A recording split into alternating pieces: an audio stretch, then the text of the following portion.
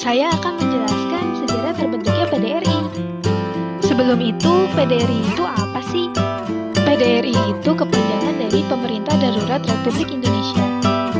Merupakan penyelenggara pemerintah Republik Indonesia periode 22 Desember 1948 sampai 13 Juli 1949. Juga disebut dengan Kabinet Darurat. Dipimpin oleh Syafruddin Prawira Negara yang saat itu Menteri Kemakmuran RI. Lalu, apa saja yang latar belakang terbentuknya PDRI?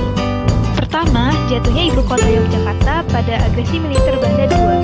Kedua, ditawannya Presiden Soekarno dan Wakil Presiden Muhammad Hatta serta para pejabat tinggi lainnya. Ketiga, untuk mengisi kekosongan pemerintahan, maka dibentuklah PDRI. Lalu, bagaimana ya kronologi terbentuknya PDRI?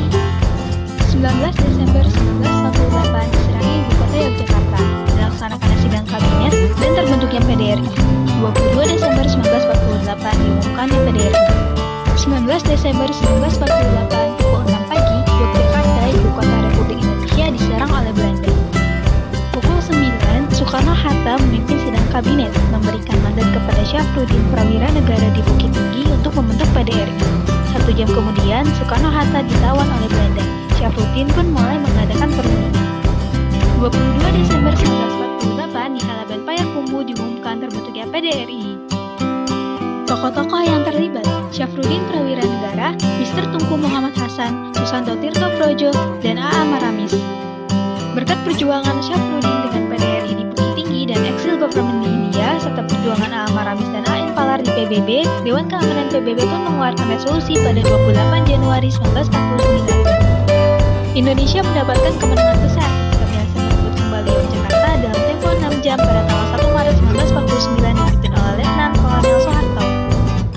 Setelah perjanjian Remroyan 14 April 1949, PDRI resmi dibubarkan. 6 Juli 1949, pemerintahan Republik kembali ke Yogyakarta. Pemerintahan PDRI selama 7 bulan berakhir ketika penyerahan mandat dari Syafruddin kepada Muhammad Hatta pada 14 Juli 1949. Dampak positif berdirinya PDRI: pemerintah Indonesia masih dapat berjalan, seluruh rakyat Indonesia masih bisa terpimpin, Indonesia masih diakui keberadaannya di dunia internasional. Secara hukum, pemerintah Indonesia masih sah karena masih di wilayah Indonesia. Dampak negatif berdirinya PDRI: kurang jelasnya pemerintah Indonesia sehingga membingungkan para pejuang. Daerah-daerah Indonesia belum bisa terpimpin dengan lancar.